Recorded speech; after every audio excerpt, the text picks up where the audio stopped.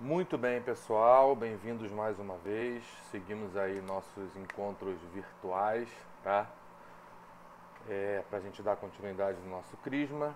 E vamos para mais um encontro aí, o encontro de número 11, 11ª catequese, tá? Aqui no meu livro é a página 57, tá? É a história da salvação. Vamos lá. Catequese 11, história da salvação. Antes de começar, sempre lembrando, vai lá na página 206, faz a leitura da reza ao Vinde Espírito Santo, para pedir para o Senhor abrir seu coração, abrir sua mente, seus ouvidos, para que tudo que você aprenda, você consiga multiplicar e seja para a honra e glória do Senhor, tá bom? Vamos falar agora da história da salvação, né? A gente viu no encontro passado a queda do homem, né? A história da criação e a queda do homem, do primeiro homem, e como essa humanidade decaída, ela se alastrou, ela se multiplicou e como isso chega até nós. E agora a gente vai ver a história da salvação, tá ok? Como Deus, na sua economia, a palavra economia na teologia não significa como a gente está acostumado a usar, ela significa como Deus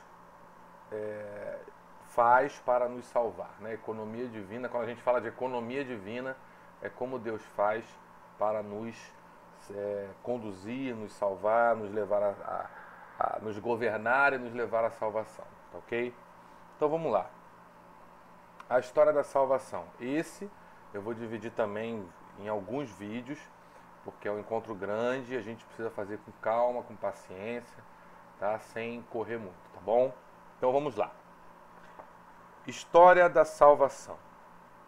Deus disse ainda a Abraão: Tu, porém, guardarás a minha aliança, tu e a tua posteridade nas gerações futuras. Está lá em Gênesis, capítulo 17, versículo 9. Você vê que a gente começou lendo lá o início de Gênesis, com a história da criação, a criação do homem, a queda do homem, e agora passou ali por Noé rapidinho, e agora a gente continuou no Gênesis para falar como Deus vai chamar Abraão, através de Abraão, que é conhecido como pai da fé, para formar um novo povo para nos salvar, tá bom? A história da salvação vai desde a criação até a parousia. Porém, os fatos narrados nos primeiros 11 capítulos da Bíblia advêm de uma linguagem simbólica da qual da Santa Igreja, retira ensinamentos fundamentais para a nossa vida cristã. Tais ensinos foram abordados na aula anterior, tá? A gente viu. A história da salvação, com personagens, lugares e termos bem definidos, começa por volta do ano 1800 a.C., onde Deus intervém em nossa história para salvar o homem. Então vamos lá, já começar a ver o que são esses dois parágrafos aqui. Começa assim: a história da salvação vai desde a criação até a parousia. Ué, mas desde a criação, não é desde a queda? Como a gente falou, Deus é onisciente e Ele, quando cria o homem, Ele sabe que o homem vai cair, então Ele já tem nos seus planos o plano de salvação. A gente vê que Deus, como é puro espírito e Ele é Deus, não está preso ao tempo, Ele está fora do tempo, então Ele não está inserido nessa realidade e não está preso ao tempo. Então a história da salvação começa desde a criação, tá? E vai até a parousia. Que palavra estranha é essa? É um palavrão, Marcelo? Não, a parousia significa a segunda vinda de Jesus, a vinda definitiva, que a gente já até conversou por alto aí nos nossos encontros, depois a gente vai conversar melhor. A vinda definitiva no fim da história, tá? Para a ressurreição dos mortos, a ressurreição final, ok? Então vamos lá. A história da salvação, ela começa mais ou menos para nós que estamos no tempo há 1800 anos antes de Cristo, que é quando Deus chama Abraão, essa pessoa, Abraão, Deus chama para formar esse novo povo. É mais ou menos 1800 anos antes de Cristo se encarnar, antes de Cristo nascer de Maria, tá ok? Então vamos lá. Neste tempo, o Senhor dirigiu a Abraão e disse, abre aspas, Na verdade, eu estou lendo aqui Abraão por força da expressão, mas o que está escrito aqui é Abrão, tá? Neste tempo, o Senhor dirigiu a Abrão e disse, tá? Não é Abraão ainda, é Abrão. Depois a gente vai ver que Deus vai mudar o nome de Abrão para Abraão, tá? Muitas vezes isso acontece na Bíblia. Deus muda o nome da pessoa, porque para o judeu o nome tinha um significado, e quando Deus o chama para uma missão, né, vai mudar o nome dele para que tenha um outro significado, o significado de acordo com a sua missão. Na verdade, Abrão significa grande pai. Abrão significa grande pai. E Abraão significa pai de multidões, pai de muitos, pai da multidão. Tá? Então a gente vai ver que tem a ver a mudança desse nome aí. Mas vamos seguir. O que, que Deus fala para Abrão ainda? Deixa a tua terra, a tua família e a casa de teu pai e vai para a terra que eu te mostrar. Eu farei de ti uma grande nação. Eu te abençoarei e exaltarei o teu nome, e tu serás uma fonte de bênçãos. Abençoarei aqueles que te abençoarem, e amaldiçoarei aqueles que te amaldiçoarem. Todas as famílias da terra serão benditas em ti. Está lá em Gênesis capítulo 12, versículos de 1 a 3. Abrão estava com 75 anos, vivia em Ur, na Caldeia, e possuía muitos bens. Mesmo assim, ele submete-se, abre aspas, livremente à palavra ouvida, visto que sua verdade é garantida por Deus, a própria verdade. Ou seja, apesar de ele ter muitos bens, ele larga tudo, ouve o chamado de Deus, porque ele confia nesse chamado, que ele vê que esse chamado é verdade, porque vem da própria verdade. Essa explicação está melhor lá no Catecismo da Igreja Católica, no número 144. Toma seus bens, sua esposa, Sarai, tá? E seu sobrinho Lote, e vai para a terra de Canaã, que é dada por Deus à descendência de Abraão. Gênesis 12, versículo 7. Atualmente, a terra de Canaã corresponde ao estado de Israel, tá? Vamos lá. Em Gênesis 17, Deus faz uma aliança com Abraão, mudando seu nome para... Perdão. Em Gênesis 17, desculpa, é a força do hábito. Deus faz uma aliança com Abrão, mudando seu nome para Abraão. Viu a mudança de nome? Então, a partir da aceitação dessa missão, Deus dá outro nome para ele. Abrão significava, o nome antigo significava pai, grande pai, né? E Abraão significa pai de multidões. Como Deus prometeu que a partir dele sairia uma descendência, né, abençoada, então significa que ele é pai das multidões, pai do novo povo de Deus. Por isso que o nome é Abraão.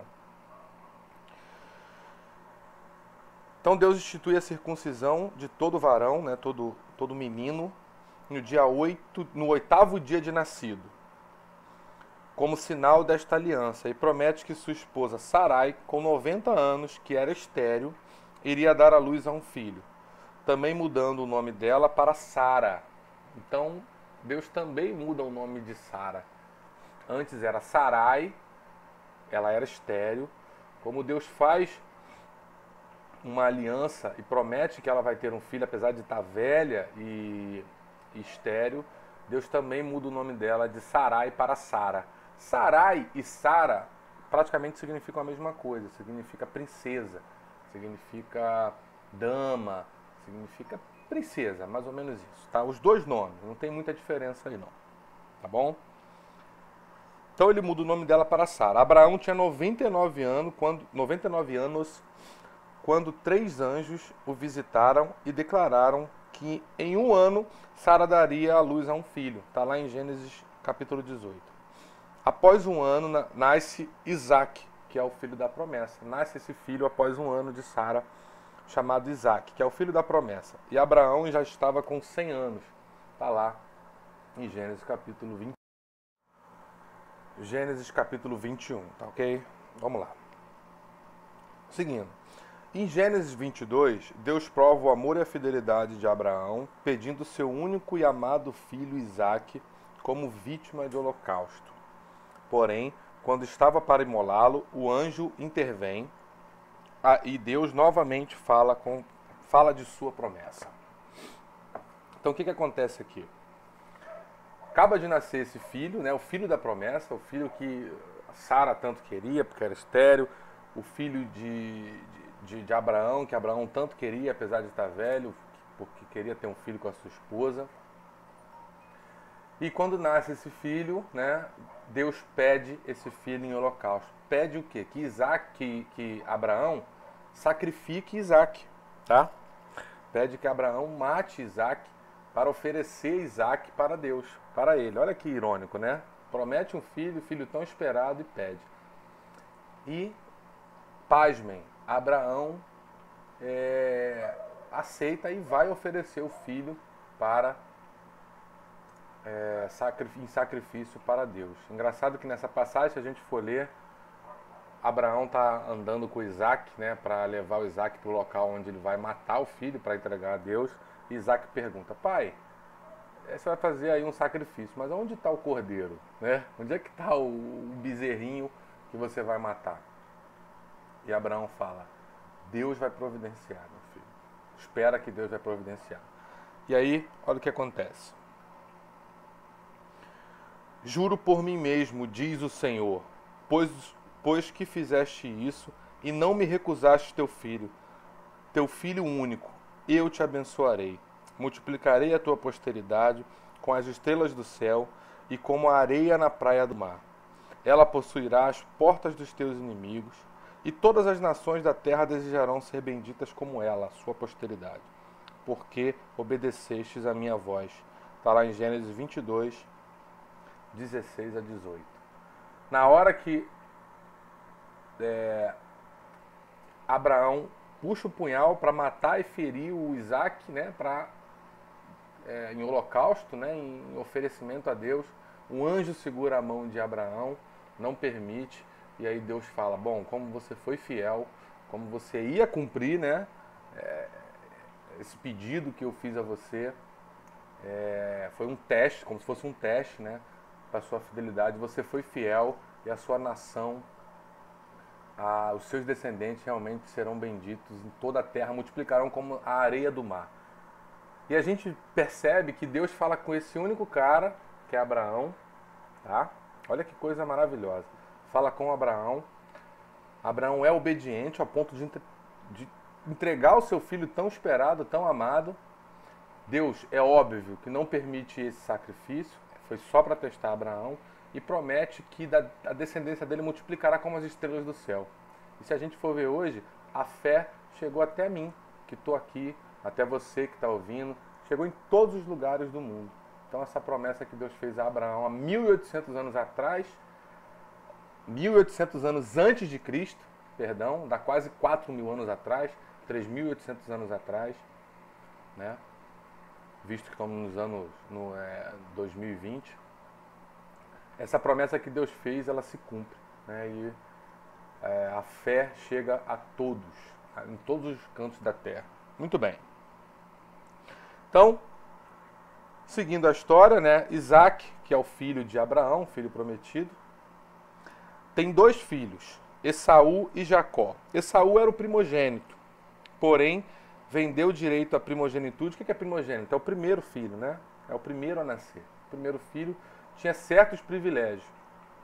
Só que Esaú, mesmo sendo primogênito, vendeu direito à primogenitude a Jacó, seu irmão, por um prato de lentilha e pão. Jacó teve seu nome trocado por Deus para Israel. Então, mais um nome trocado aí, né? Então, esse aí era o filho de Isaac, Jacó. Filho de Isaac, neto de Abraão. Filho de Isaac vai também ser chamado por Deus e ter o seu nome mudado de Jacó para Israel, tá? Jacó significa suplantador, trapaceiro, em alguns lugares você vê esse significado, trapaceiro. E Israel significa aquele que luta com Deus, ou aquele que vê Deus, tá? Então, trocou o nome para Israel, e Israel teve 12 filhos, que deram origem às 12 tribos de Israel, as 12 famosas tribos de Israel. Cada filho vai dar origem a uma tribo de Israel. Então são eles os filhos, né, que deram origem às tribos. Rúben, Simeão, Levi, Judá, Zebulon, Issacar, Dan, Gade, Asser, Neftali, José e Benjamim. Tá? José, que é um desses filhos aqui de Isaac, né? Na verdade, perdão. José, que é um dos filhos de Israel, era Jacó, Israel, que aqui já é neto de Isaac, que é filho de Abraão, teve o primeiro chamado. Então, José era o filho preferido de Israel por ser filho de sua velhice. Só que ele foi vendido pelos irmãos por terem concebido ódio contra ele. Então os irmãos ficaram com ciúme, né, de José e venderam José, né, por causa dessa inveja. No Egito foi comprado como escravo. Então ele foi vendido como escravo para o Egito. Porém, seu senhor viu que o Senhor estava com ele e lhe fazia prosperar tudo o que prendia. Está lá em Gênesis capítulo 39, versículo 3. O que acontece? José é vendido pelos seus irmãos, né, pelos 12 irmãos da tribo, né, pelos 11 no caso da tribo, é vendido para o Egito.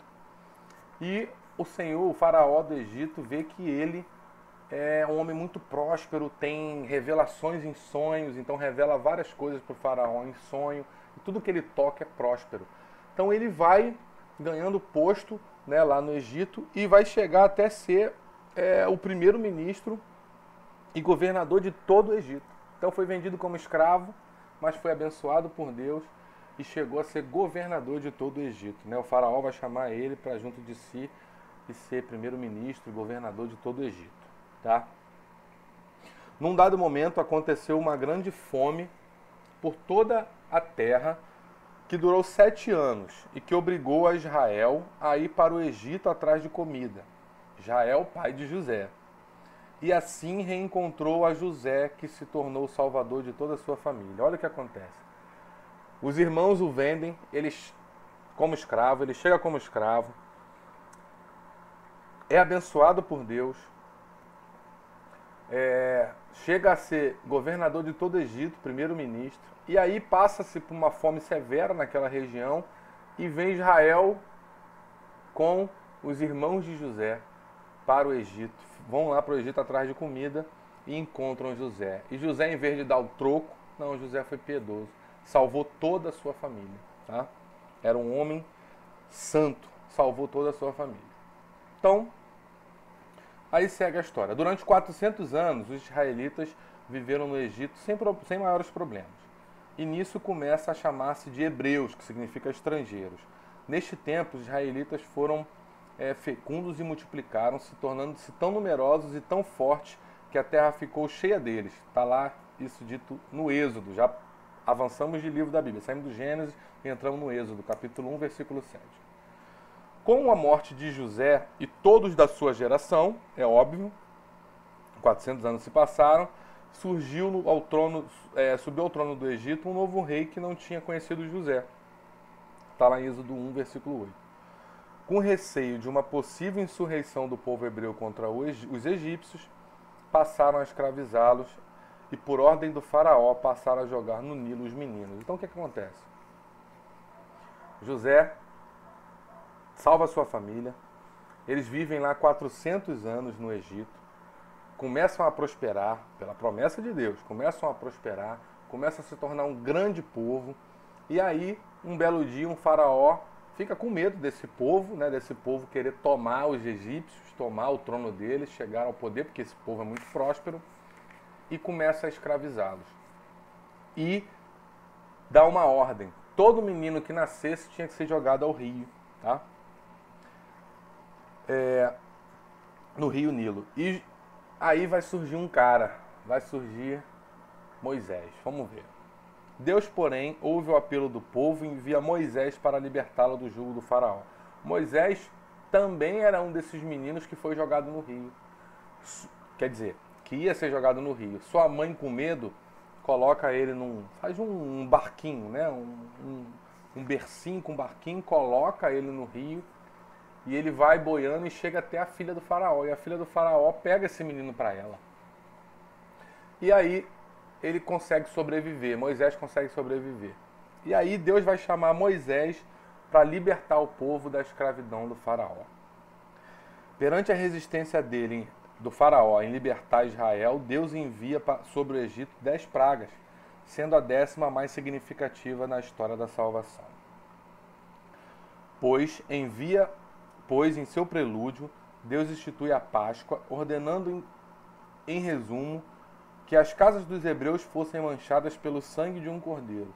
Deus passa e, ao ver o sangue na porta da casa dos hebreus, passa adiante sem os ferir.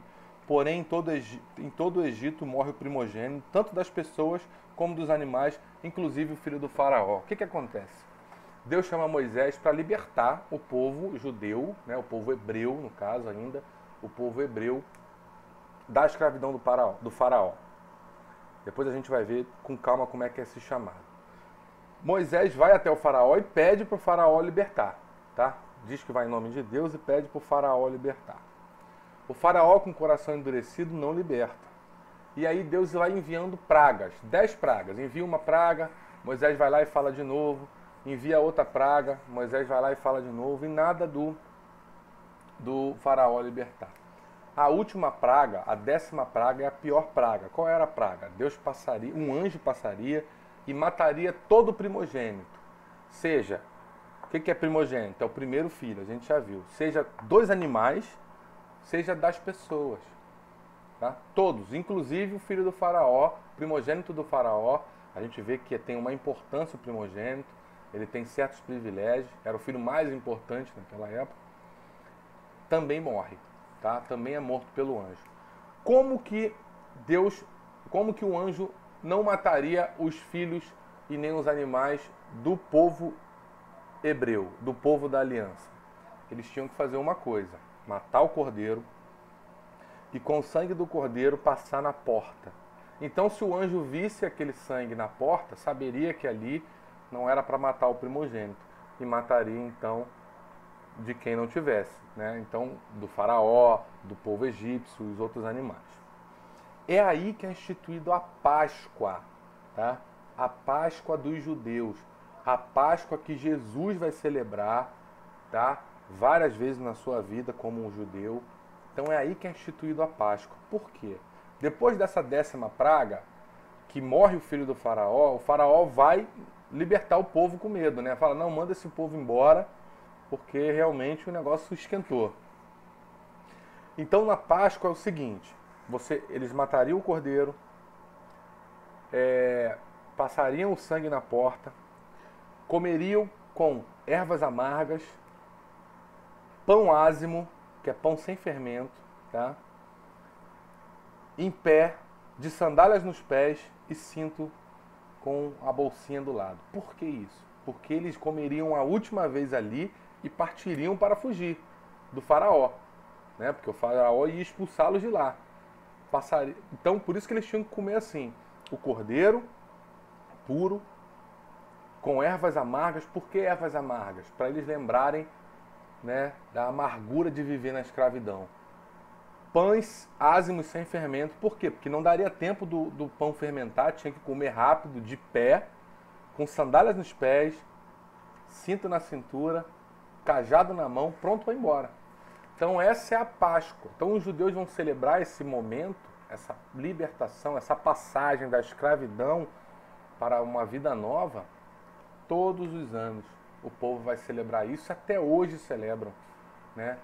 Que significa isso. Lá atrás, o povo foi libertado do jugo, né, do faraó, da escravidão no Egito, e eles vão fazer esse ritual de novo. Até hoje fazem esse ritual de novo para lembrar esse dia da última praga, né, que Deus mandou sobre o faraó para o faraó libertar. Tá ok? Vamos dar uma paradinha aqui, tá? E a gente continua no próximo vídeo, já estão quase 25 minutos, e a gente continua no próximo vídeo aí esse nosso encontro, essa história da salvação, tá ok? Ainda estamos a mais ou menos 1.200, 1.300 anos antes de Cristo, tá? Esse acontecimento de Moisés, que vai libertar o povo do faraó, acontece mais ou menos 1.300 anos antes, tá? 1.250 anos antes de Cristo, ok? Então a gente para por aí e continua no próximo vídeo. Valeu? Até o próximo vídeo.